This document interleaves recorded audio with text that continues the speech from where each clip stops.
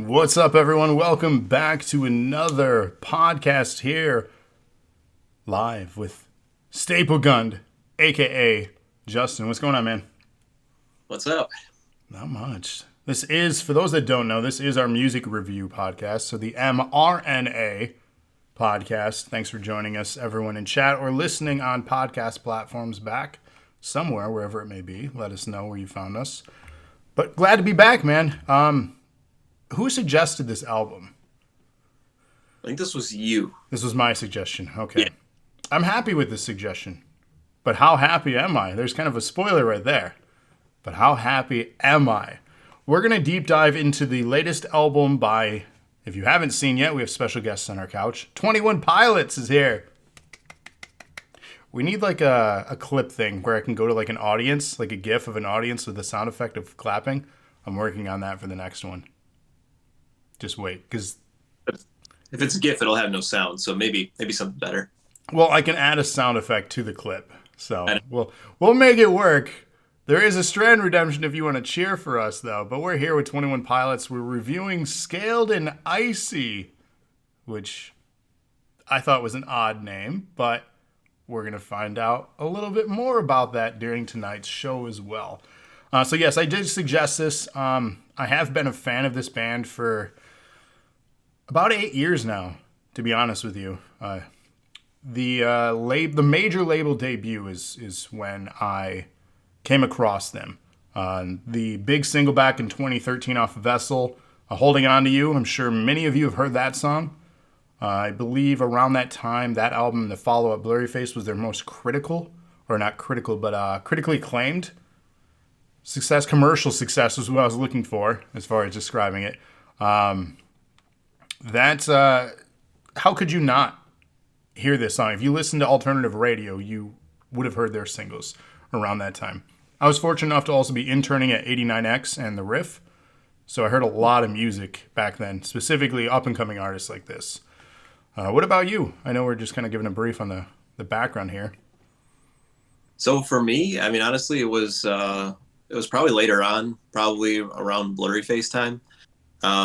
Those songs were played to death on the radio, but it got me looking into their earlier stuff. And then the Vessel is definitely by far the best in their catalog from me. Maybe it's the new one, maybe it's that one, as far as including the current one. But I love that album. There's so many songs and singles that I don't see listed as singles that I would consider singles. That's how complete that album was for me. But yeah, I've been into them for a while. Just got sick of them in 2015 with the radio stuff. But yeah, understandably so. You would say it was played too much on the car radio? Oh yeah, definitely just radio stations everywhere. There's a forced little pun there for fans. You're welcome. I know. He doesn't appreciate my humor, ever. Just stone-faced. Never appreciates it. It takes a lot to make that man smile, I swear. Your wife, man, she does a hell of a job. I've seen you smile. It is possible. No pities. I tried. So yeah, completely understandable. As we've mentioned before on previous reviews, the radio can help and hurt bands. The most notable one I always bring up is Hoobastank with The Reason. My God, went from amazing to please stop. And, Yep. and they did. And the reason was you. So Vessel back in 2013, as we talked about their first major label success, they actually had 2 albums prior to that. I had never heard of the band before. I went back and listened to that stuff, and I actually found out through a little bit of research, the band was originally a 4-piece. They're now a 2-piece, as we can see on our couch here. And the drummer is not an original member of the band. He came in around the time just before Vessel. And, I mean, the rest is history, right? These two work wonders together. And they've recorded 6 amazing albums. The new one, the 6th one, Scaled and Icy, together. They haven't all been perfect, though. And we're going to talk about Scaled and Icy today. That's, again, the topic of the show. I'm going to give a little bit of background, and then I know you have quite a bit of stuff you want to share, too. Yep. So with Vessel, it debuted in 2013, became the 2nd album in history on which every track received at least a gold certification, making 21 Pilots the first band in the history of music to see every song on 2 albums earn gold or platinum awards. That's incredible, and honestly well-deserved for this time in their music library. The duo achieved breakthrough success with their 4th album, Blurry Face, in 2015, which produced the successful singles of Stressed Out and Ride and became the first album in the history. Every track received at least a gold from the Recording Industry of America. The release of the single Heathens, which if you guys have seen the Suicide Squad film, have you seen that film? I have not. Oh, But interesting. I have a task for you then, because I really recommend that movie. A lot of people hate on it, but that's not why we're here. But speaking on that, Heathens was the big song to be featured in that movie, even though I don't believe it was played until the credit roll of the film. I could be wrong. But man, you want to talk about a song that was played out. That song was in rotation, I swear, every 90 minutes on the radio. yeah, And it was an okay song. Like, I really enjoyed it, but then it was just like, all right. It's a bit much. for sure. Continuing on, Heathens also made the group the first alternative artist in the history to have 2 concurrent top 5 singles on the Billboard Hot 100, and the 3rd rock act in history to have 2 singles simultaneously chart in the top 5 of the Billboard Hot 100, joining the Beatles and Elvis. That right there, we're talking the Beatles, we're talking Elvis, and then 21 Pilots. Yeah. One of these is not like the others, but worthy. The duo's 5th album, Trench, was released October 5th, 2018, and then their 6th one was released May 21st, 2021. For me, Trench is where I kind of fell away from this band, to be honest with you. So I started losing a lot of my interest with them. Yeah, I can see more storytelling. It's more bizarre than their previous stuff, I would say. And see, I didn't even know about the storytelling stuff until we started talking about how we were doing this, which you have a lot to offer on it. And I did not even a deep dive. I'm going to call it a surface level. Very surface level stuff is what I discovered. More so relating to the particular album we're talking about tonight. Okay. But with that, Scaled and Icy, the 6th studio album, 21 Pilots, again, May 21st, fueled by Ramen, Elektra. Should I give away something here with the album title is based on? Or do you want Go to? for it. So what I found out, the album title is based on a play scaled back and isolated, a phrase frontman Tyler associated with music produced during the pandemic that we've been going through. Though the phrase is also an anagram, which you pointed out for me, I had no clue, and I don't know where you discovered it, but I have that in my notes here, that the anagram is Clancy is dead, which then you enlighten me there's a big story background for a lot of this stuff. And it's a reference to the protagonist of their previous album, Trench, which you mentioned, storytelling stuff, Which, in all honesty, like, if I would have known that, I probably would have dove deeper into that album. Because we've talked about this before. I'm a music first guy and then lyrics. Whereas my wife is very much lyrics is a make or break deal with the music she listens to. I wish I would have known this because maybe I would have appreciated the work much more. I should have, based on their previous stuff and how deep his lyrics actually are. But I didn't know. But I'm glad I know now through talking. So I'm going to kick it over to you. All right. Yeah. So you kind of touched on everything. I do have one other unique statistic about the Blurryface album. So that was actually their album was on the top 200 for Billboard for 4 years straight. Band has ever done that before. That's incredible. Yes. So from 2015 to 2019, 4 years straight, Blurryface, even with the release of Trench in 2018, Blurryface still stayed in the top 200. So another unique thing that can be attributed towards this duo. And it's just two guys. Yep. That's incredible. The creativity. Yeah.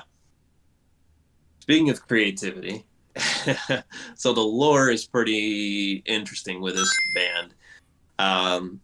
Basically, I don't have the full rundown of everything that's going on, but just to kind of touch on things, in 2017, they kind of announced a hiatus, and then they sent some cryptic messages that fans were decoding and going to different websites and finding these letters from a person named Clancy, which we've referenced already, who's kind of talking about this DEMA society, this group of people.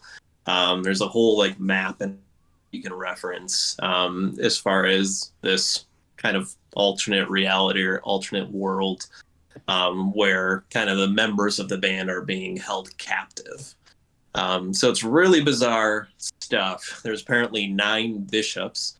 And if you look at some of the pictures and things that they've released, if you look at the Blurryface album, there's 9 circles for the album cover, which represents one of the bishops. And if you go into some of the lyrics and the songs, it actually names the bishops that are in all of those songs from the Blurryface album.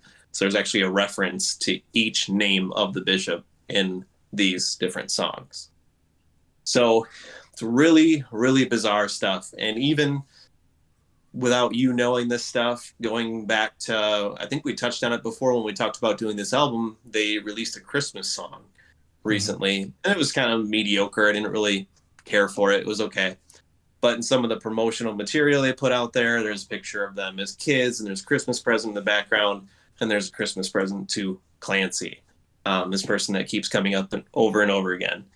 And then in there's some stuff basically saying that that this Scaled and Icy album is going to be considered propaganda. So the assumption at surface level is that this album is being released with them being under control of somebody else, which is why it's got kind of more of a positive, upbeat thing to it compared to some of their previous albums. There's a whole, like I said, there's a whole bunch of stuff in here where basically they've kind of put a ton of material out there. It reminds me very much of the TV show Lost. Mm-hmm. So I was really big into that when I was growing up, and when I was in my 19, 20, 21, kind of in that range, and go looking at, what does this book mean? What does this book mean? How does that reference the overall plot and the characters? They're basically doing that with this storytelling that they're doing between these albums. So again, it's really bizarre stuff. There are plenty of YouTube videos out there talking about what each song means at surface level, and if there's a deeper meaning to the song based on this story that they've put together for their fans that follow it more deeply. If you notice, like on Spotify and in all of their materials, they've put out stuff basically showing a new 21 Pilots logo, which is like a sigh, like, Raphael kind of sigh thing. Mm-hmm. That's basically sigh for Scaled and Icy. So just, again, all kinds of lore out there. Feel free to go head first into a YouTube wormhole. There you're going to find a ton of stuff. But it makes another kind of fascinating layer to all of their music. And when I went back and listened to Trench throughout this, you kind of start to put some things together and go, oh, maybe this is what was going on when this song was quote unquote written. So pretty interesting stuff. I mean, as if songwriting and creativity isn't already challenging enough, you add Right. well thought out and planned content like this, potentially for years to come. That's mind blowing. Like the depth and having an understanding like that of stuff. I mean, well I know. deserved their accolades, knowing even that little bit. And even like when they took their hiatus, they didn't show up for a while. They went to accept an award, and basically he said, sorry Tyler couldn't be here. He's severing ties with DEMA, which is again this alternate society where they're supposed to be, you know, living in, where these bishops control them and have them captive.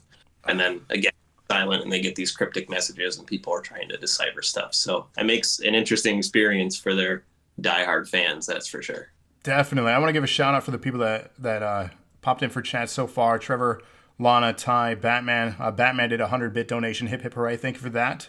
We appreciate it. But man, I'm excited to dive into each track now and what you found and what I found based on what you've shared. Because a lot of this makes more sense now. So, because again, I brushed the surface level. Maybe you'll have more to each track to add to this. What else do you have, I guess, before we continue on? I mean, that's about it. It's just, again, that's just barely touching on everything that's going on with their albums. It almost kind of seems like in 2017 they started kind of exploring this and kind of tying it back to the Blurry Face album, and again tying back to that Lost thing as well. Like they had the Dharma Initiative, and they were trying to figure out who these bad guys are, and this is the Dema Society, which is supposed to be like their inner demons.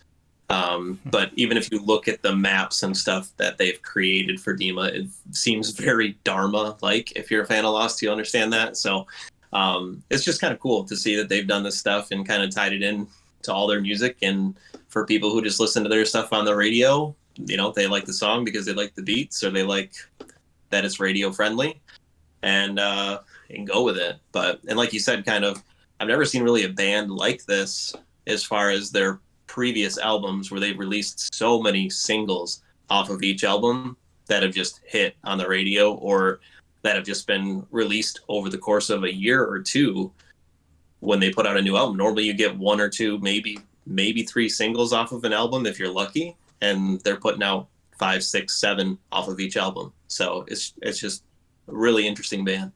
Yeah, they're definitely one of a kind, and I'm super thankful I discovered them. I had the privilege, and I think you're aware of this, but I had the privilege back in 2013 when Fall Out Boy returned to the music scene. They went on tour with Panic at the Disco and the opening act for the tours, and this was at the Pistons. What was that called in Detroit before they demolished it? Drawing a blank. You know where the Pistons used to play? The Silverdome? No, that was Lions. Yeah, no. The Auburn Palace? The Palace? Palace, thank you. Yeah, the Palace is gone now. They just moved. Is Yeah. it come out? Yeah, it's gone. They demolished it. It's gone. It was like late last year, I think. Okay. Um, Yeah.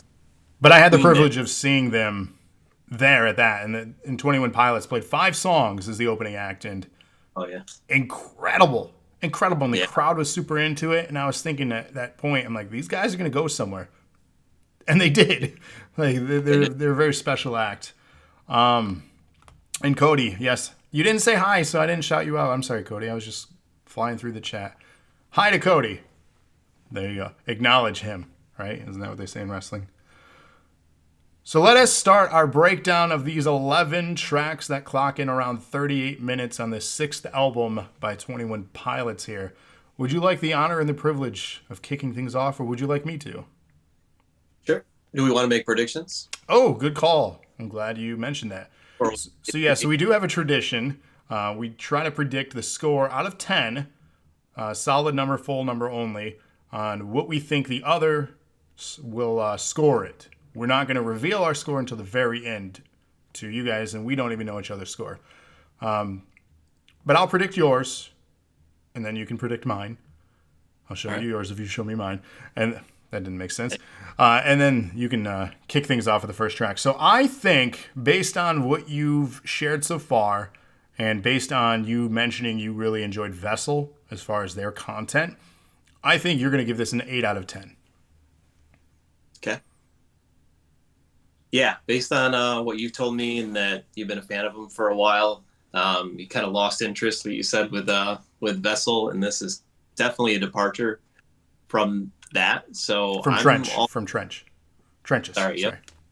Yeah, you kind of lost interest there, and I feel like they got you back. So I feel like a solid 8 for you as well. All right, let's start our breakdown with track 1. All right. So first song is Good Day, 3 minutes and 24 seconds. This one, honestly, when it starts off, it kind of sounds like a Beatles classic rock kind of feel to it. It's got birds chirping and nature sounds in the background. It's a very odd way to kick off the album for them. When you think of like Ode to Sleep from Vessel, it's totally different. Started upbeat piano, started the song. And honestly, it sounds like something that you would hear at the start of like a comedy movie. This is what I was thinking. I was thinking this is going to be easily the background track of some sort of movie that comes out. I can just pretty much guarantee it. Kind of switches into a like reggae type of beat and adds some horns building up to the end of the song. Sounds like basically despite the isolation and bad things that are kind of happening, it's a good day. They're kind of reminds me of Float On from Modest Mouse. Mm-hmm. Which we're going to be covering later, I believe. I was going to say that's our next one. Spoiler.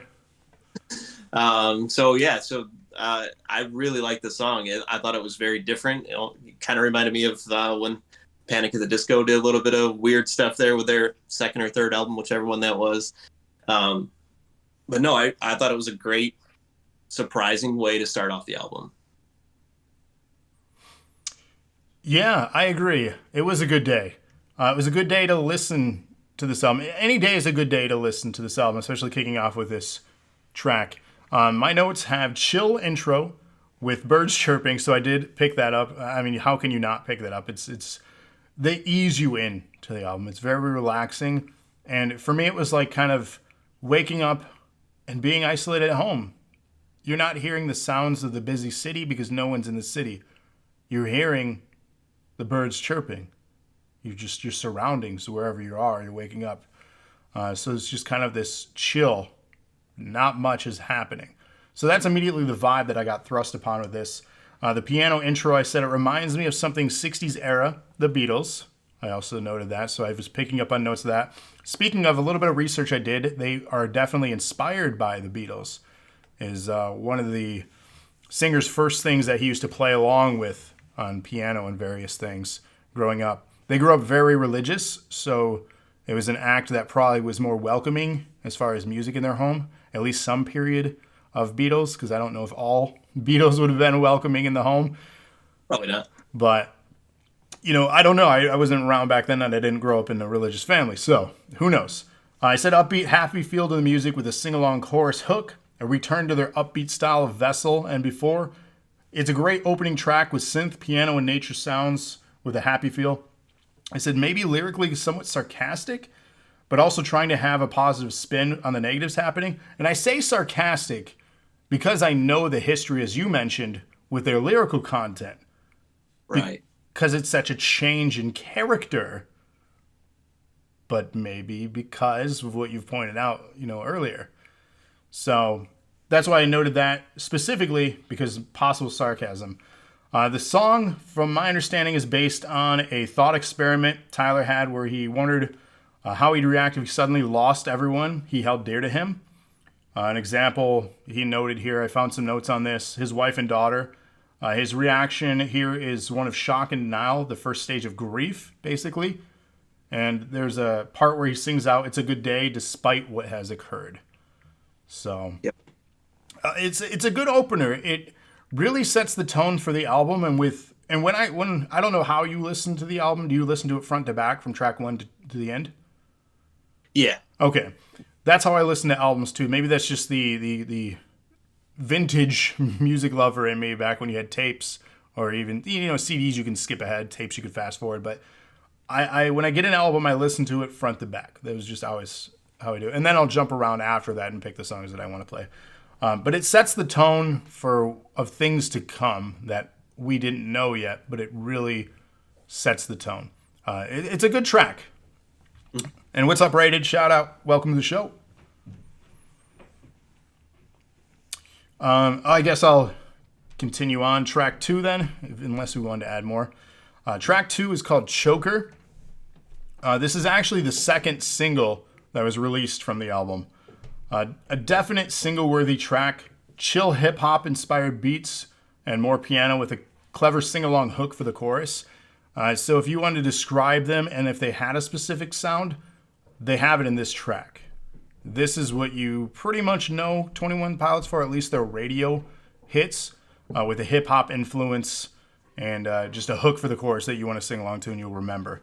Straightforward song that only deviates from the established flow to a halftime break during the bridge and the exit chorus, into his signature hip-hop lyric flow from Vessel, onward. I believe he did a lot of that stuff too before, but he really got into that with Vessel. Lyrically, a song about gaining confidence or the lack of and overcoming these types of feelings. Noted here as the song progresses, the narrator of the song, if you will, experiences growth in character, and he ends on a positive note again. So again, this positivity thing that they're establishing, just contrasting to everything else, where he begins to look at future with a hopeful attitude. And really, it's a good overall single. I see why they chose this as the single. The only thing lacking so far at this point of the album is energy. I want more energy because they've had that in the past. This is very chill so far at this point. I know we're 2 tracks in, but we've had a chill track and then a chill track. So yeah, I just asked for more energy is what I would ask for in some of this stuff. Even if it's a brief moment of it, just give it just a little bit more because they have it. They've done it. Yeah. Yeah, no, I agree. The intro to this song with kind of the percussion, at least the intro sounds like, I don't know if you've heard of it before. It's called Triple J Like a Version. So it's I believe they're out of Australia, or I'm going to get that terribly wrong. But anyway, they're like a radio station, but they have these huge artists like Childish Gambino and all these major artists come out and they do cover songs of other bands that are just completely different than what they would do. But anyway, so that intro, if you've never heard of Triple J's Like a Version before, check it out. Some really cool covers by a lot of bands that you'll like. Let me ask you this real quick before you go in. Covers, before we continue. Have you heard 21 Pilots cover of My Chemical Romance? I believe it was Cancer. Cancer, yes. It's a good cover. It is. It's already kind of a sad song, and they kind of found a way to make it sadder. Yes. But yeah, if you like good covers, definitely check out that YouTube channel. They got some really cool stuff. But yeah, so they noticed the song, like you said, as far as the style of it, the lyrics, they kind of reference shadows and lights, just kind of like in semi-automatic from their first album, or from Vessel, their first album, their first one on Fueled by Ramen. Their lyrics sound like they're kind of leaving a darker place and one leaning towards one that's more positive.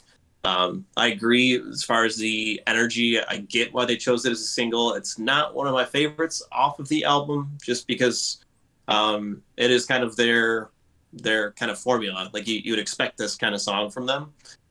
So I liked it. But I know the lead singer has kind of dealt with depression in the past, and he seems to be kind of moving away from it. So lyrically, it speaks to that. But is it actually that they're moving away from that, or is it the lore? Is there actually are they being forced to make this music because they're under control of the bishops? There's a whole thing to that. But overall, solid song, but nothing that blew me away.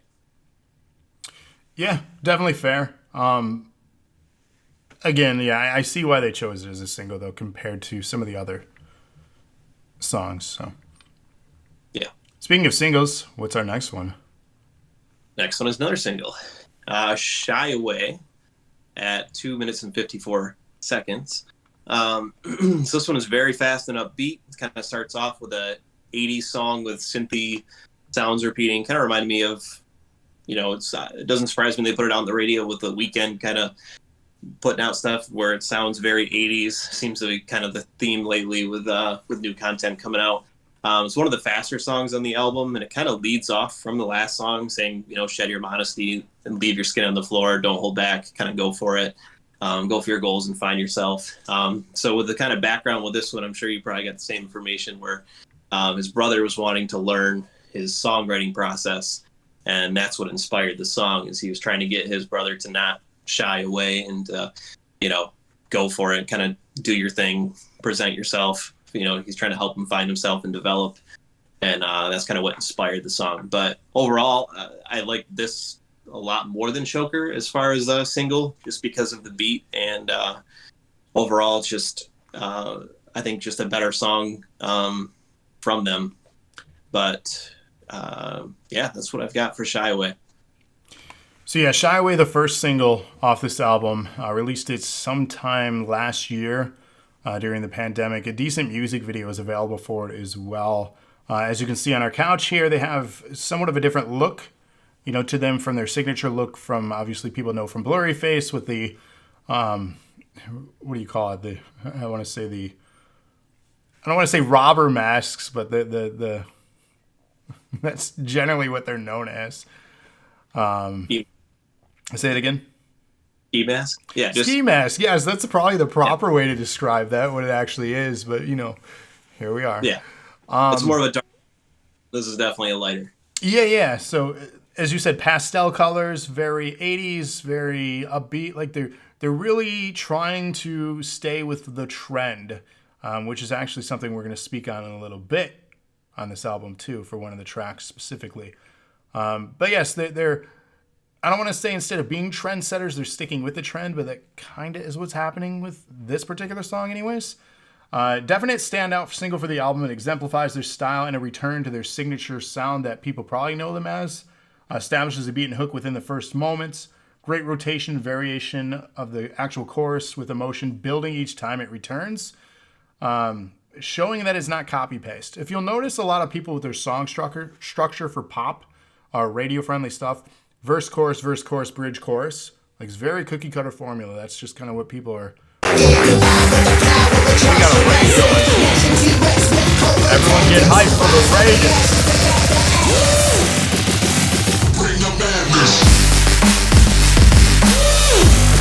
I'm gonna do this.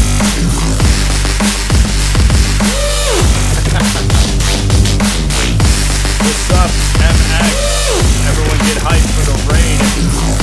Thanks, MX, for raiding us. He's just coming off his season 2 premiere of his show, so congrats on that. That was so loud. It's to get hype, Andrew. It's to get hype. Are you hype now? I hope you're hype. Don't you shy away. Anyways, what I was saying about song structure before we had this incredible raid, a lot of songs have copy paste, and what I mean by that is the chorus is the same every time. You can tell they literally and dropping bombs on us. The 1,000-bit donation from MX. Hip hip hooray! Think of that. It scared Lana. The raid scared Lana. Well, good. I'm glad I'm not the only one getting scared on this show now. Cody. Don't you shy away. 21 Pilots. Don't you shy away. So there we have the alert to everyone's getting hyped tonight. Because I'm so excited that you're excited. Because we're excited together. We're here in this moment. So guys, don't shy away. Stick around. Let's talk about this album some more. What I mean with the chorus, it builds every time. You can tell that they recorded each chorus uniquely because he sings it with a little more emotion with each return to it. I don't know if you noticed that. It's something that stood out for me. Yeah, a little bit of screaming towards the end, as far as which I love. The extreme, which is great. I mean, I love it. That 21 Pilots, I love. Yeah, I love it. I love screaming. So lyrically, as you mentioned, to talk about being an older brother and how only tougher than trying to figure out what your own purpose is what I grasped from it. Also watching someone you love trying to figure out their purpose. So fun fact on that, his little brother actually released I don't know if it was an album or music about a month prior to this. So throughout the pandemic, they worked together on that, and they actually ended up releasing content. I haven't listened to it. I don't know what it's like, but I'm intrigued now to go check that out. It could be a similar style. It could be something completely different. Who knows? Because brothers sometimes have similar things. Sometimes they're just complete strangers in the creativity level. So who knows? But that exists. So as you mentioned, it's based on a conversation that he had with his brother, walking through the creative process for writing a song. Eventually, it turned into a letter of advice, encouraging to pursue his dreams in the music industry. So what you described is what I had in my notes as well. Great song. You guys heard in the alert. Is the first single leading off this album. And honestly, like, fantastic. I didn't love it at first, but I think I love it now. Like, it's a fun song. So Yeah, it's up there. Me carrying the next one, or is it you? Is it back to you, or is it? Yeah, it's back to me. Okay. So next track we've got is called The Outside. 3 minutes and 36 seconds. So this one, it starts off with a really funky beat, which is unusual for them. Even the guitars have kind of a funk sound to them. Lyrically, it's extremely catchy and almost kind of seems like a mockery of the music industry, kind of just, nod your head to this song. Nice rap verse in the middle of the song saying he's on the outside from what others are doing. People try to kind of copy their style, but they're just doing their own thing. So again, this seems like another transition from, Choker to Shy Away to now The Outside. It seems like they're kind of leading towards that. Here's what we're doing. We're just here to have fun. This is going to be our poppy, upbeat, funky reggae kind of album, and just deal with it. This is what we're doing. Just don't mess with me. But I'm vibing to this song. It's really good. This is definitely the top track of the album for me. Wow. I mean, you're not wrong, but it's bizarre for them, but I really enjoyed it. I'm gonna have to go back and listen to it. It's up there. I don't know if I would label this as my top, but it's up there. I really like Shy Away, but this one is really good. Yeah. So definitely, I have my notes, very hip hop influence heavy here with an almost 80s inspired feel to it again. The sound, and I can't emphasize this enough because one of the compliments, and this has stuck with me to this day, and I hold that near and dear to my heart. It was one random person drunk at a bar after a show, but sometimes you never know what nice words, how far they can take, someone. I played in a band of 3 people, one of them being iRob from the movie review podcast that we do here, and then a guy named Ben, which obviously you know him, Justin, but for those that don't, us 3 had a band for a couple years, and a individual said it's impressive what sound can come out of 3 people. So I'm going to pay that compliment forward to the extreme. It's amazing what sound can come out of 2 people. Yeah. Incredible stuff here. And it's instrument sounds. It's not like, I know stuff is processed today and overly processed in studio, but again, I've heard them live. I know what they can recreate. And I know what instruments are recorded live. The fact that they can create and write content as a 2-piece in what they do is incredible. I can't emphasize that enough. So as I mentioned, with the drums, synth, piano here, it's incredible. Summer vibes in this song for something to listen to while you drive with this track. Very cruising, friendly song.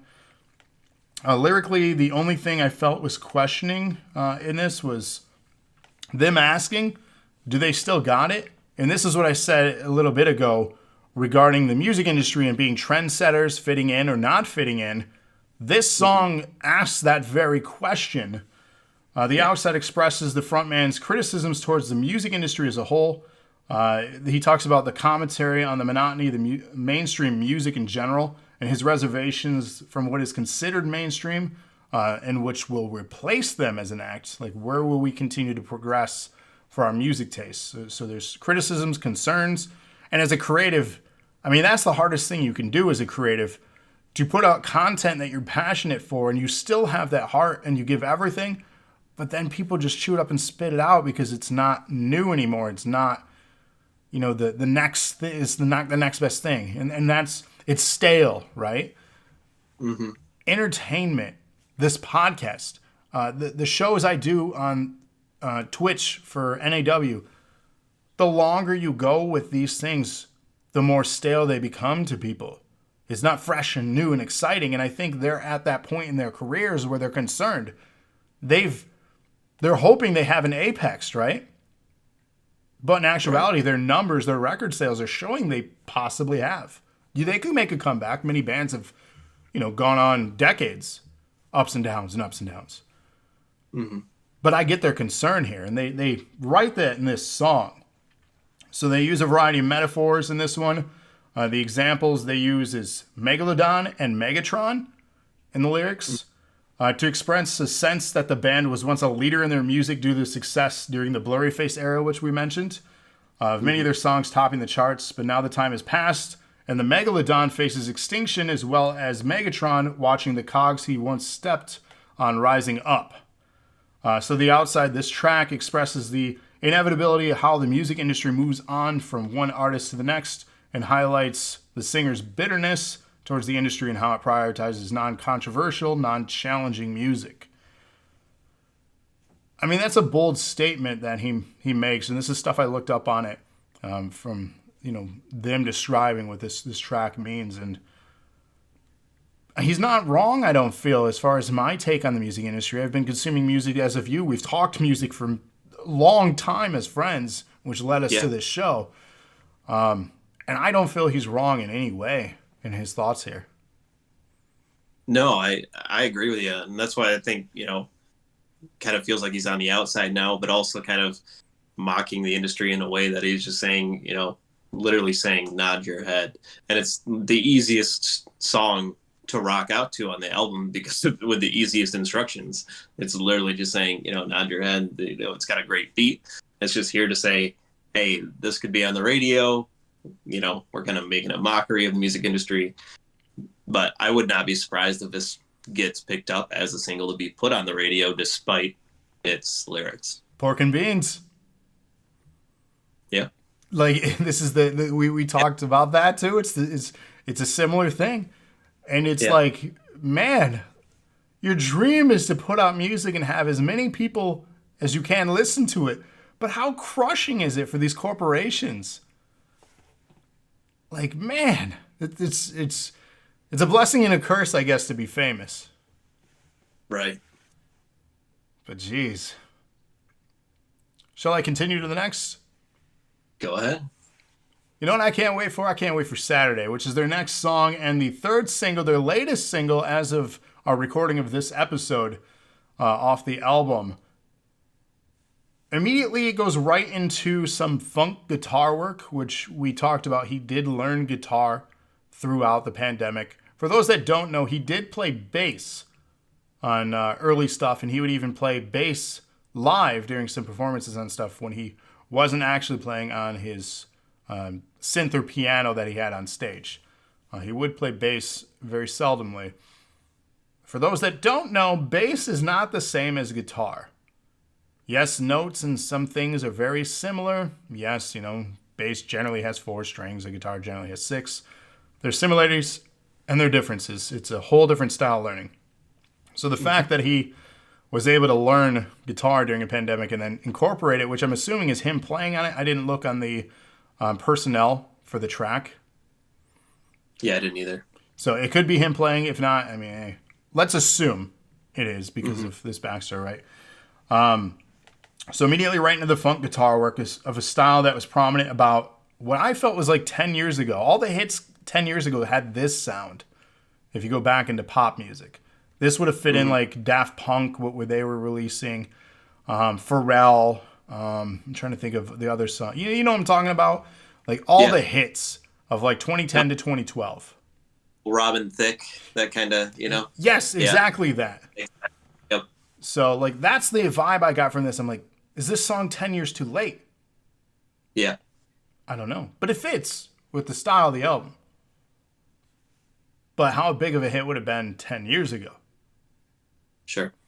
So, definitely summer vibes to this one. The flow remains static, though, at this point of the album, with a definite chill sound and theme. I mean, we're 5 tracks in.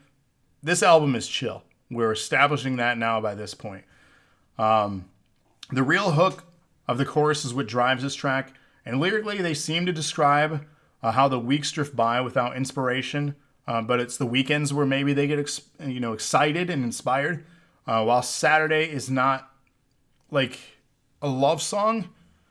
What I got from it and what I looked up on it, it's how the frontman paints a picture of love for his wife and how she kept him going during the pandemic. So it's not a direct like thank you, but like you've given me hope and inspiration kind of thing without directly spelling it out. So it's open for interpretation, I guess. Yeah. Yeah, for me, for Saturday, like you were saying with kind of the love song, kind of reminds me of the Cure Friday, We're in Love, Friday I'm in Love. Obviously, but in this case it's Saturday. There is actually, as you mentioned, kind of a actual part where his wife is in the song, saying, "Are you tired? Do you want to go to sleep?" Oh, And I didn't know that was his wife. yeah, yep. And basically said no, yeah, or he wants to watch Friends with her. And she said, if you're writing on a song, then go for it. So basically, yeah, just kind of letting him do his thing, doing his process. So yeah, very seemed like very COVID related lyrics as far as like losing my sense of time, to feel, weeks feel like days.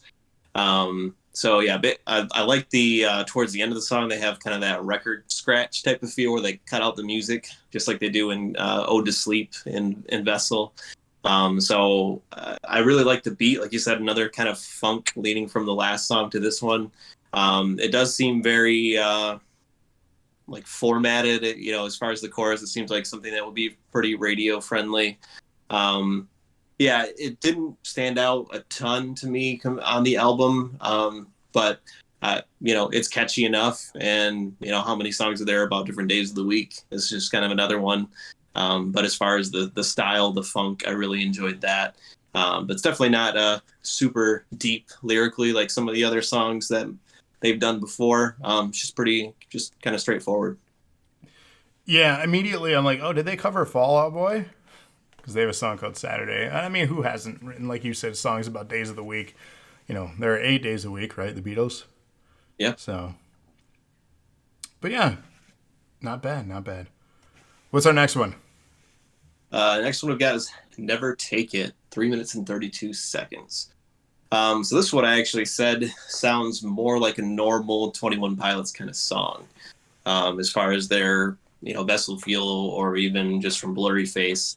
Not so much Trench, just because, again, that was more of a kind of storytelling album. This one, it seems kind of slightly political about misinformation and how easy it is to kind of go down these spirals. And at moments, the song kind of reminds me of Cage the Elephant with some of their vocals.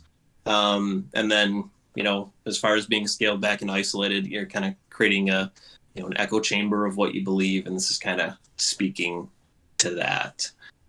So overall, I thought it was a great song for them. If you like kind of their old style and their stuff from their first couple albums, then I think you'll really like this song. Yeah, I mean, I couldn't agree more. I think this is the one track that I have probably the most information on. Okay. So for me, the vibes return of like mid-career Beatles on this one. That's the feel I got immediately. And then you mentioned Cage the Elephant, but as far as vocal styling, what I was hearing, U2. Very U2 style. At least that, again, that was what I was picking up. Listen to some U2 like early 90s and then some of their single work, and then listen to this track, Never Take It, track 6 on the album. You might hear it, you might not. That's, again, just what I'm picking up on it. A lot of filtered effects on this one, especially the drums. The filtered effects on the drums really drive the track. with a vintage guitar distortion, which is why I mentioned the Beatles, because they added enough distortion, but not like rock or metal distortion. It's just like a vintage sound. I don't know what preamp they're using on that, but they definitely have something applied to the guitar. The synth has almost an organ sound to it. Like I couldn't really pick out what they were using as the effect on the synth for it. And lyrically, he talks about learning the guitar, which again is what the singer did for this album. What I felt was, in short, the song could be taken as a critique about the intentional divisiveness and toxicity of modern media. Media corporations, I have a quote here from them. Media corporations profit off people's disagreements over politics, religion, sexuality, the 2020 pandemic. The media, profit from a great divide. The quote continues, information is just a currency and nothing more to the media. The media keeps the truth in quotations that are too short to tell the whole story, and that causes more cultural divisiveness. In the chorus, if you listen, it's a wise reminder to not believe what you see on TV and basically not take whatever brand of world image the media you consume is trying to push on you.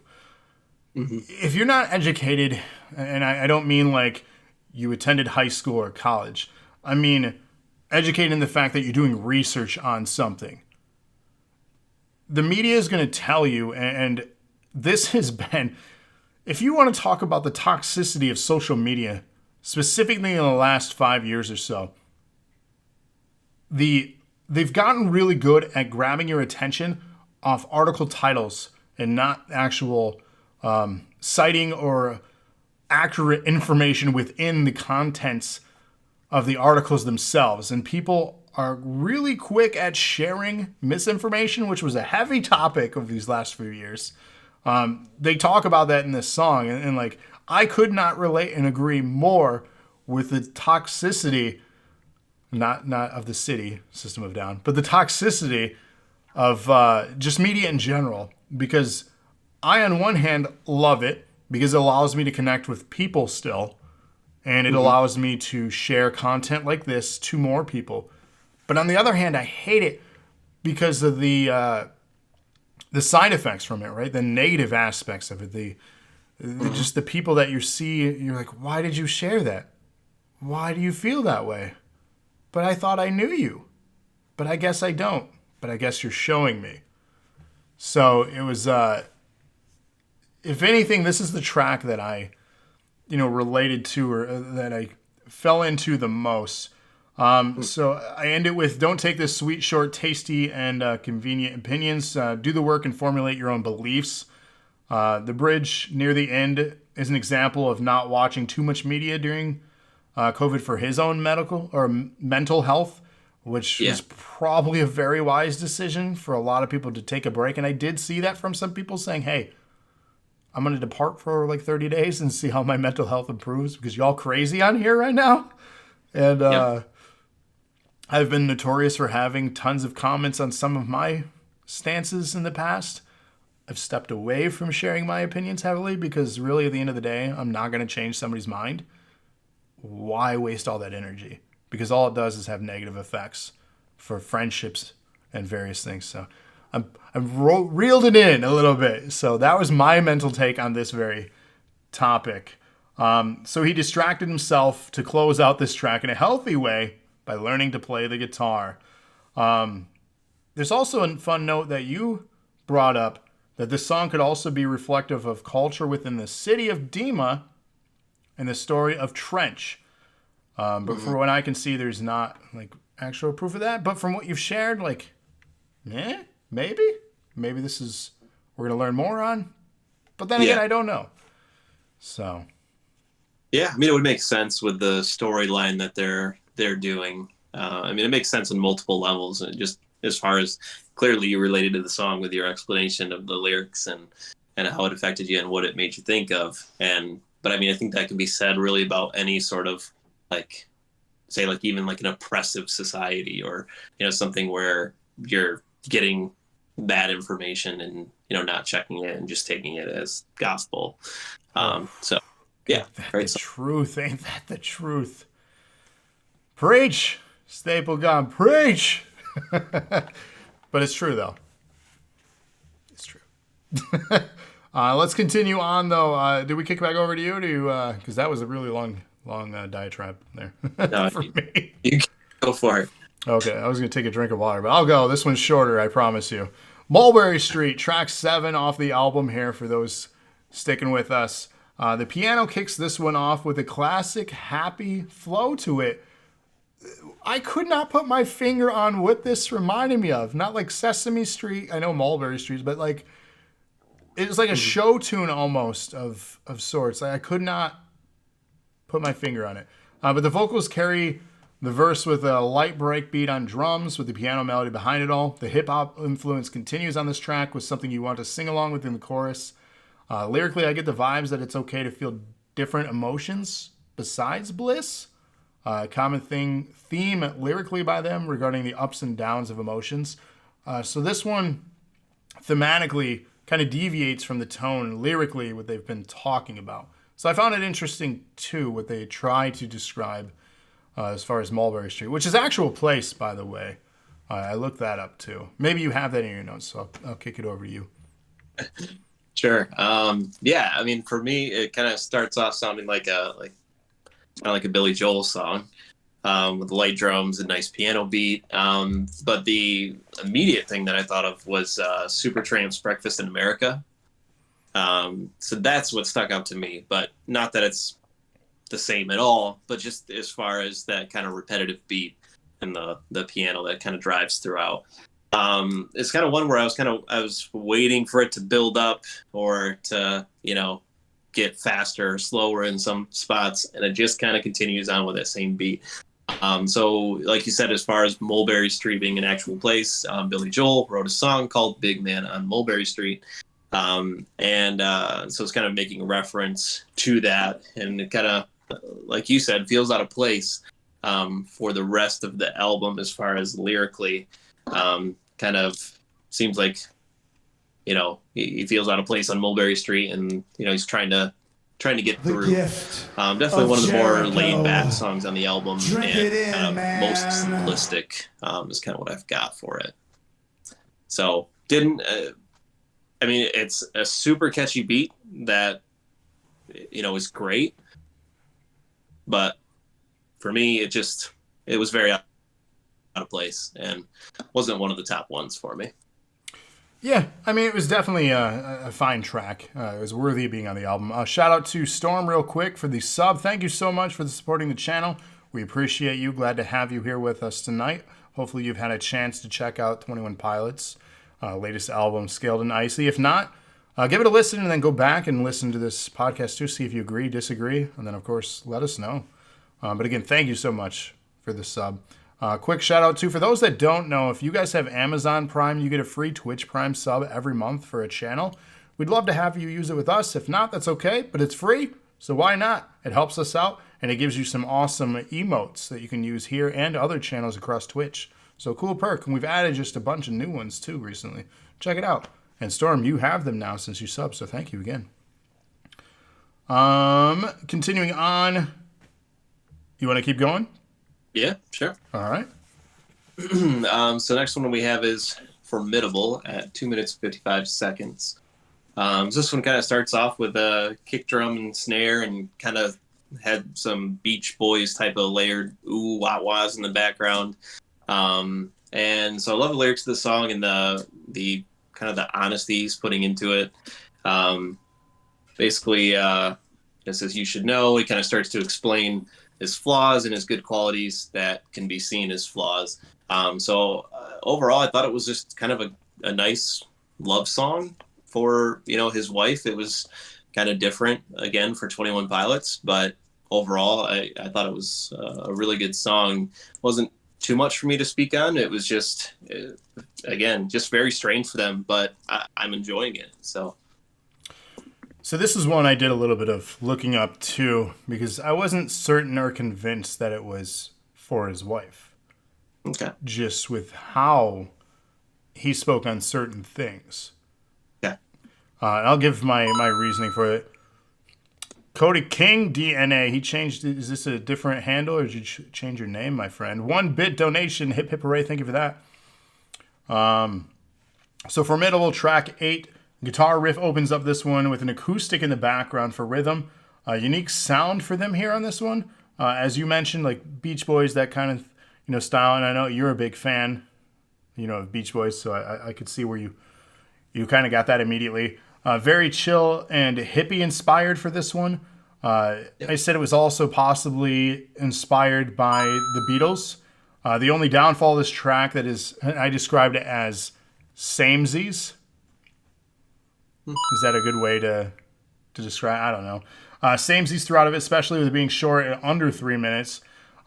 Immediately, lyrically, I understood it as being a love song, talking about devotion and just being there for someone.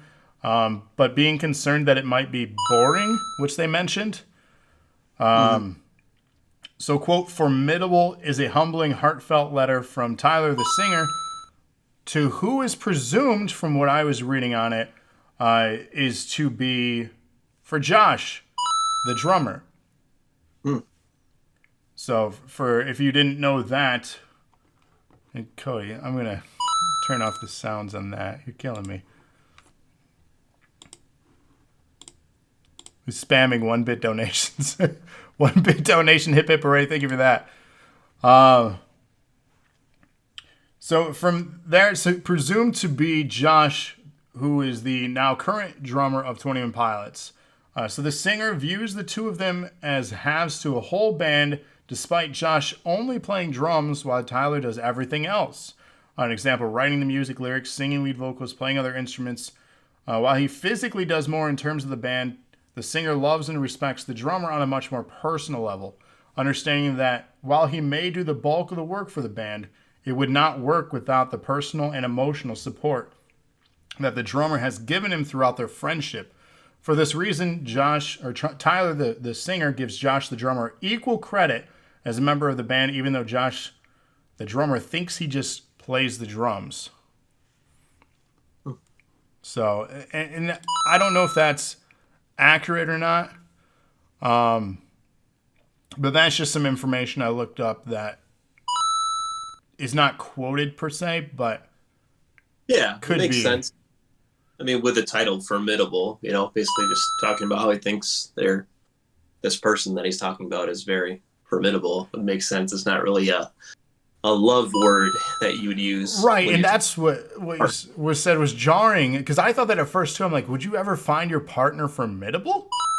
Right. Like, ooh, I don't know. Why are you together then? Like, maybe because then I was like, maybe he's just not confident in the relationship and not feeling that he holds up his part, even though the wife or the significant other overlooks that, Mm-hmm. So I'm like, okay, I could see that, but just the way it's spoken, I was like, there's got to be more in this, and that's what led me down, some lyrical rabbit hole websites with opinions on this, and then I picked apart and kind of put together the opinions into that quote there. So I found it interesting.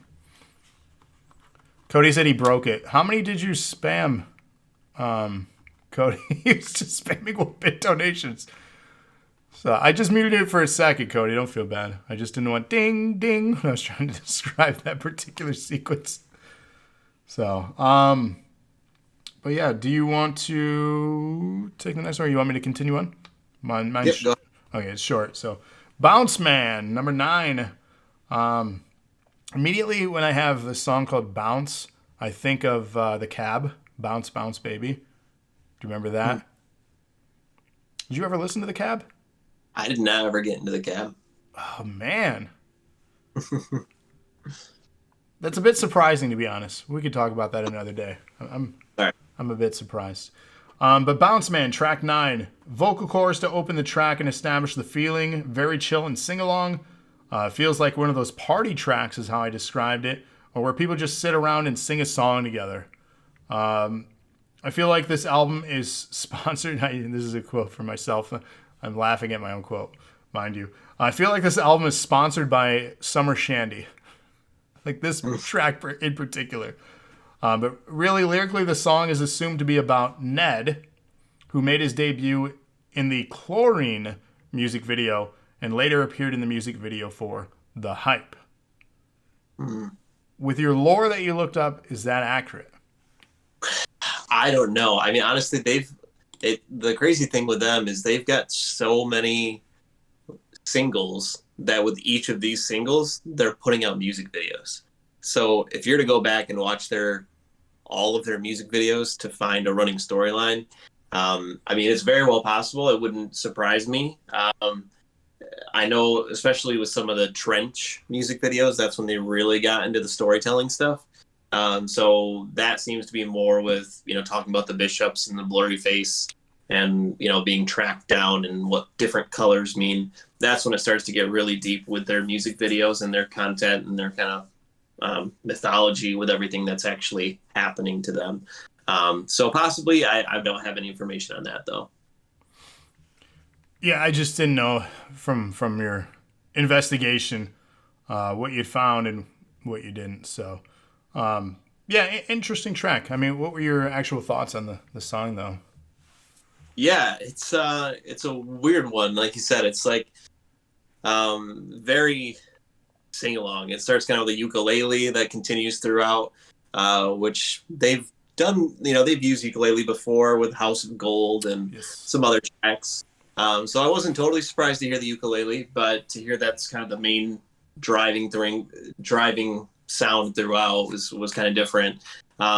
Feels like he's kind of owning that reggae feel. I was getting a lot of reggae and funk type of feel to a lot of these songs on the album, which again is very different for them, very pop, and which they've done with some of the blurry face stuff. But overall, it was just definitely a different take, especially coming from Formidable into this. It was just kind of a strange transition.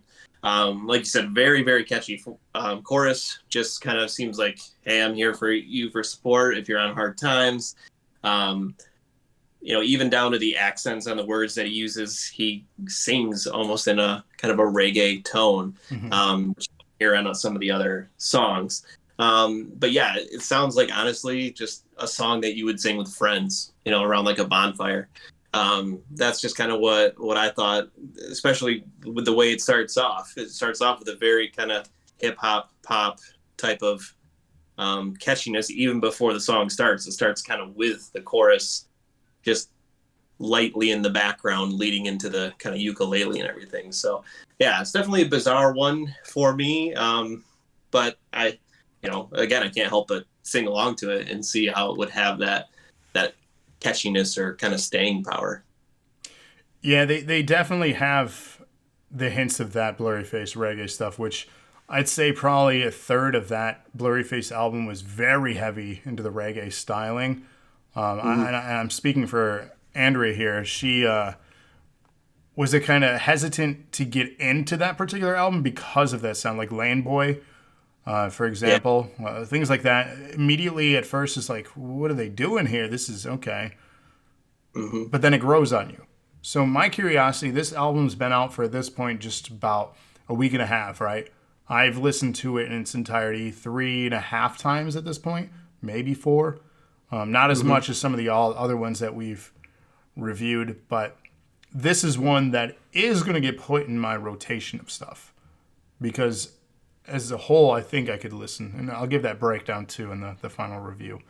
But yeah, the reggae stuff definitely still persistent in their content, and maybe they're really into reggae. I don't know.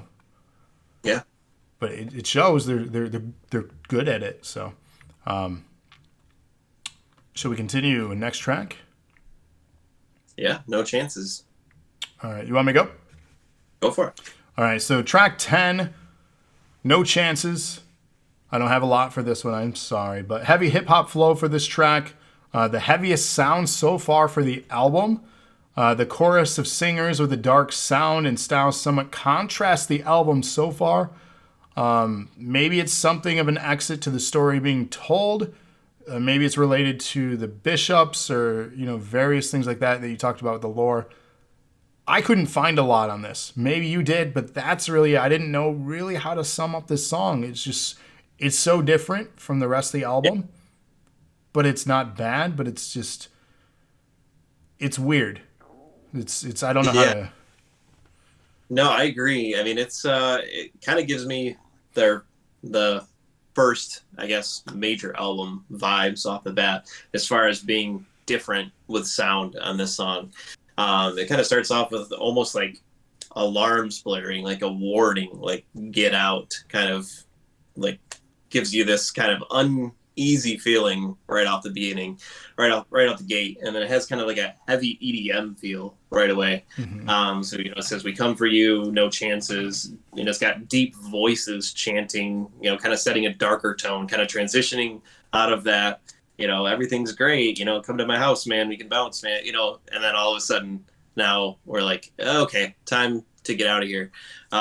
So again, with kind of some of the lore that's going on, it feels like they're not in a good place. The stuff leading up to this could have been the propaganda, kind of them putting out some positive stuff, even though they're not really feeling that.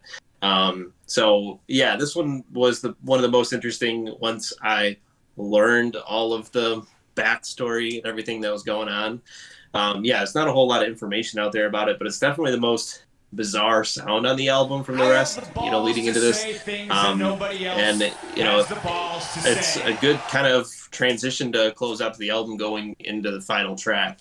I felt like it would have been good to have right after Never Take It from the album. I felt like this would have been a good one to have off that. But again, with you, like you said, listening to albums from front to back in the same way and knowing what I know about this duo and how they're very intentional about how they put songs in an album, I want to listen to it in the order that they present it because I believe Amber they're, Sparks. trying to tell some sort of story. But again, I don't have the time to learn all of that crazy backstory, so I just watched a couple videos and presented what I've got from that. But yeah, it's definitely, this song is the transition to the end of the album, saying things are going bad, and get prepared for this last track. Yeah, and I mean, it's taken him years and well thought out planning to establish these stories and backstories and lore. You're not going to learn it over the course of just figuring out what we want to talk about for this album review. It's going to take some time and then obviously inspiration to learn that, but I definitely feel it's there for myself. I can't speak for you, but I feel you've piqued my intrigue on this now, and I have is another level for this band of learning and admiring. So it's really neat. Even down to the content that they put out as far as marketing materials. If you look at some of the materials they put out for this album, it's all the initial like photos and press that was done for this album was done through that Demo website, and people just basically copied it and put it out there in the internet for people to use. So again, if you don't know that, you wouldn't know that they're kind of trapped with this group in this kind of Dema society. So it's really, I mean, there are just layers and layers of this marketing material looks like this Sega ad from the 90s. Their marketing material looks like the Macintosh when they released that in the 80s.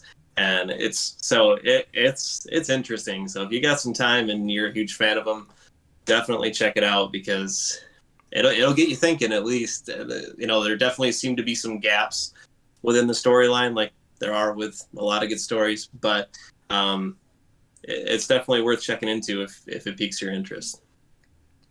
Definitely. So, shall we close out the album with the final track here? Let's do it. So we got Redecorate. 4 minutes and 5 seconds. So this is the longest track from the album, and it mentions a lot of the stuff that happens in the album throughout the song.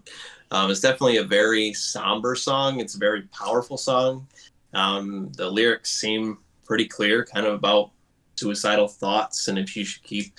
And it comes from a story that basically the lead singer had heard of somebody whose family member had passed, and they were young, and they were thinking, should we keep their room the same, or should we redecorate? The song is called Redecorate. So it's very thought-provoking, and basically saying, I want to just let me clean up my room if this is what's going to happen, or, kind of giving it second thought. And it's really a really deep song lyrically, and kind of a sad way to close out the album. But I think one of the best songs on the album lyrically, and as far as, making people think about the situation if they were to be in it. Yeah, I agree. So when placing an album, and this was one of my favorite things when I would not only make mixtapes or mix CDs, but when I was in a band myself, the placement of where songs was important. In a lot of bands, I feel, do place things specifically for reasons. Some just throw things on there, I feel. Maybe I'm wrong, but specifically them, they have placement. And the artists so far that we've reviewed have specific placement. It is incredibly important to have a very strong and very important intro or intro track to the album, but it is almost equally, if not more important, to have a great ending to an album. Instead of just like, and here's other stuff we did to close out, or here's the acoustic version of the single, Like, yeah. The outro here is definitely, as you described, a digression of everything we've listened to. So we're digesting the experience at this point with the chill feel. Hip hop flow vocally with the beat very faint and produced in the background. Synth heavy on this track, lots of effects on the vocals to add depth and character. Lyrically tells the story of three people and the thoughts that go through their heads before they die as they worry about the impact this will have on their families. These worries are symbolized by the future purpose of their bedrooms, which redecorate, as the characters will not be using them anymore, and they feel the urge to tie up loose ends before they leave, something that can be applied to both personal belongings and emotional unfinished business. So yeah, very deep song lyrically, and they nail it musically with the emotion to give the feel of it, and it's a great digression of the story of this album, that was told here for their latest work. So really with that, at this point, we can dive into our own digressions and our final thoughts and review. With that, would you like to go first, or would you like me to? You can go ahead. Perfect. We gave predictions of each other, both 8s, I believe. Yeah. All right. So 21 Pilots is a band that you have to break things down beyond just a sound. They are a band that continues to reinvent themselves and not only stay relevant, but also introduce new things into the art of music. They are a band definitely inspired by artists before them, and it shows in Scaled and Icy. Musically, a callback to the 60s, 70s, and 80s with bands like the Beatles and U2, as I mentioned in the song breakdowns. To really enjoy their work, and specifically this new album, beyond just a chill experience, you gotta read and break down what the lyrics can mean. The singer speaks often in metaphors and personal experiences, but also telling stories of possible fictional character and aliases throughout each of their albums. To me, the downfall of this album is the consistent tone and chill sounds throughout its entirety. It is a pleasant sound and experience, but musically I wish the style had more of a variety, but we can get that with their 6th album catalog if we're wanting variety of their actual discography. Lyrically, this album is very strong with a narrative on things that we can all, potentially relate to coming out of this pandemic. Overall, this is a safe album to put on for the family, and definitely something to have on in the background this summer, or even something to put on while driving somewhere. I give it a 7 out of 10. All right. And really, it's because I wanted more variety. If it was maybe a couple of tracks longer, with a couple more styles mixed in, it probably would have gotten, an 8 out of me. All right. Yeah, I definitely should have gone first with your with your notes there here for you to close it out. No, honestly, so this album definitely was a different take on their music from what they've done with their previous albums. So Overall, I would say I really enjoyed this, even though it's definitely more of a pop type of feel, and but also I think that they're taking some stabs at doing things differently. It's sometimes it is good to get away from that emo kind of music or darker lyrics that they've got. And as far as their band growth, it's also positive to see that maybe the lead singer of the band is getting out of this darker place now that he's got a wife and he's got a kid, and maybe he started to see things more positively, and maybe this is what we can come to expect from them in the future, rather than some of the darker stuff they've put out there before. With the way that the album closes out, it seems like they're not fully invested in doing this more poppy, upbeat sound. But I think there are more hits than there are misses from this album. Great songs that you can sing along to, but also just creatively some really cool stuff going on. So for me, I gave it an 8 out of 10. Nailed it. Yeah, I mean, like I said, it was fun. I'm glad that we listened to this. Honestly, I would have anyways. So none of this seems like work. Don't get it like twisted that I think any of this is actual work. I love doing this stuff. But it wasn't. You didn't have to bend my arm backwards and say this is the pick. Even though this was my pick, it's not one of those. I'm like, this is gonna be tough to get through, and to be pleasant about it. I'm glad I did. Even with a 7, like it's a pleasant experience. But even based off of your last experience, if you left off with Trench and you weren't feeling it, I can see why you'd be worried going in. So yeah, I had definite reservations, and not that the last album was bad. It just didn't hook me.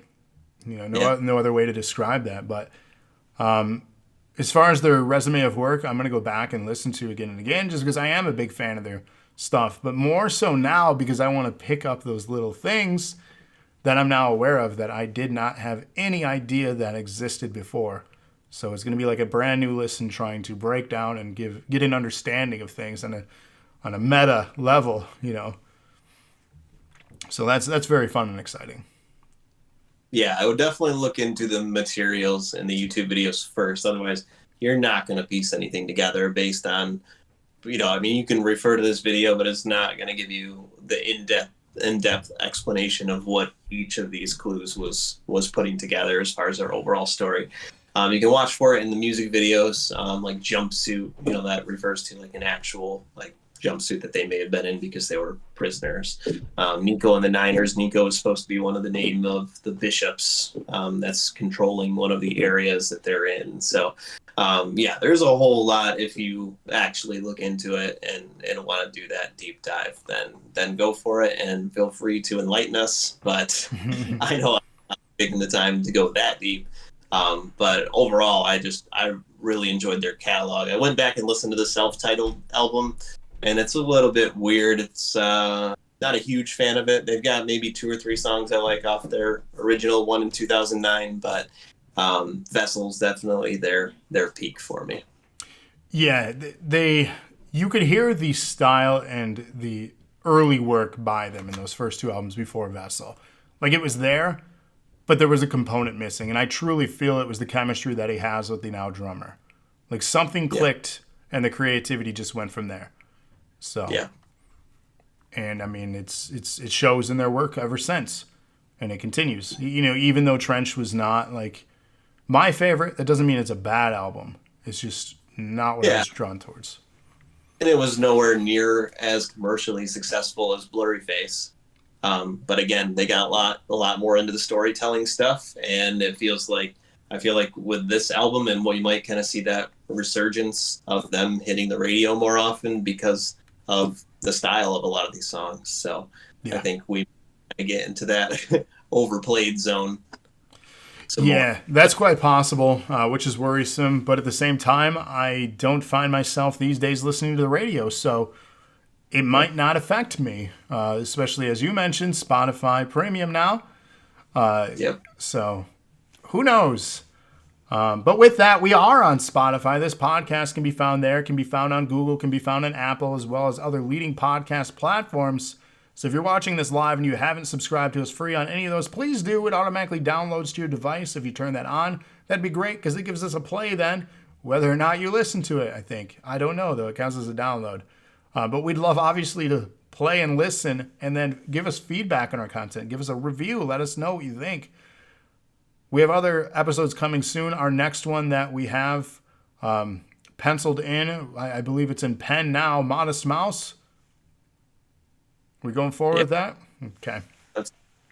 So Modest Mouse is going to be our next one towards the end of June. We're going to have a week like bump back this month. So instead of 3 weeks from now, I think it's 4 weeks.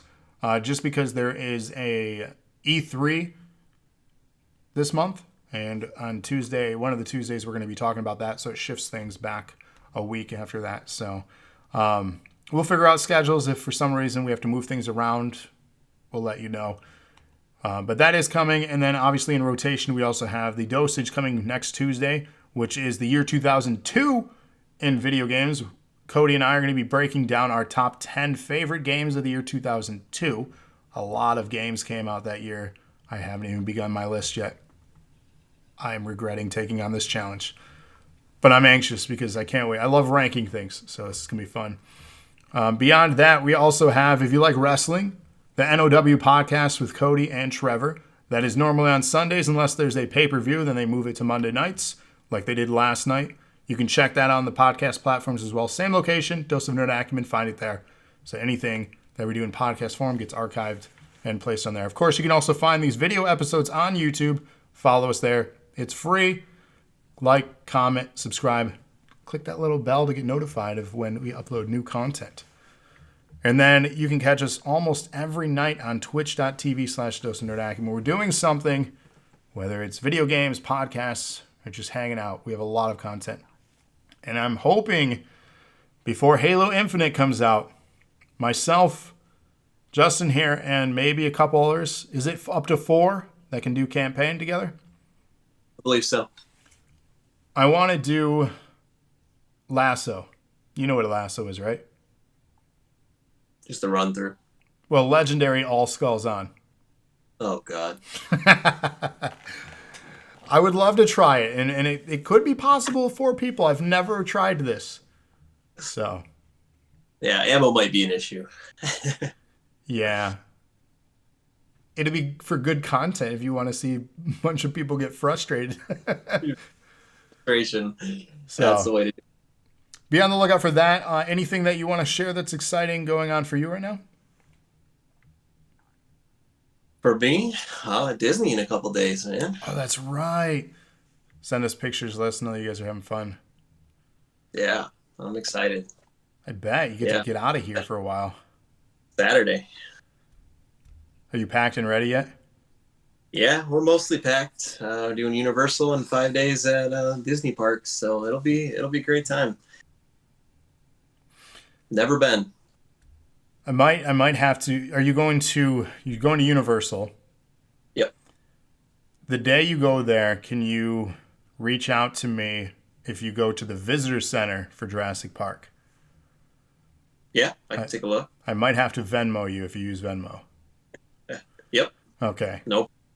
Because I want some swag. Because I didn't get Jurassic Park stuff when I went last time because I didn't have money back then.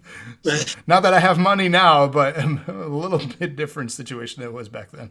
You went to Universal and didn't have money. That's never a good plan. It's a long story, and it bore the heck out of our listeners. Storm 100-bit donation. Hip, hip, hooray. Thank you for that. We had just enough, basically. That's the short story. We had basically enough to get by for meals and go to the parks. It was 6 months right before our wedding. So, as you know, budgets are thin. So, but yeah, that'll be exciting. We'll talk and shoot me a message the day you go there. So, that's going to be exciting. As for us, like I said, we just have normal content. I want to do this if they're still here. So, SO, Order of the Za. So, there we go. So, shout out to our raider tonight, Order of the Za. Check them out. They are looking like they're playing, or they were playing 2K19. So, they rated us. Check them out. Give them a follow. Show some love back. And, of course, they dropped some donations as well tonight. So, shout out there. Thank you so much for that. But with that, that's really all I have for the show. I want to thank you again for this episode. In a few more weeks, Modest Mouse, and then we're going to turn it to the community. You guys, it's in the hands of you guys in July what you guys want us to review. One lucky person from a top bit donator in the top 5 will pick that option, and you'll get to review, or will get to review, a music album of your choice. And even if you want to guest on it too. The only thing that it's not required, but we have a preference, have it be in this year, something new. You can pick any album, of course, if you really want to, but we'd prefer new music if we had a preference. But again, this is your prize. So we'll talk to the winner at the end of June, and we'll see what they want. Lotus is here. What's up, Lotus? Doing good. Body's hurting from the gym. There you go, Justin. You have a gym buddy. I don't do that stuff. Lotus says the new music sounds intriguing. Yeah, Lotus, give us this episode a listen back.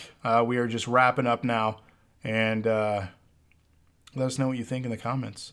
But again, thank you, Justin. Yep. Thank you, listeners. It's been a pleasure doing this review, and until next time, take care, everybody.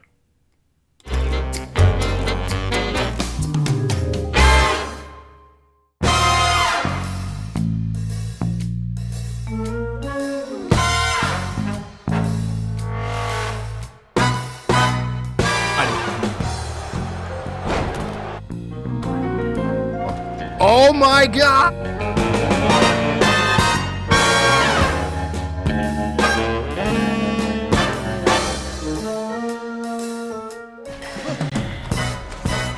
What the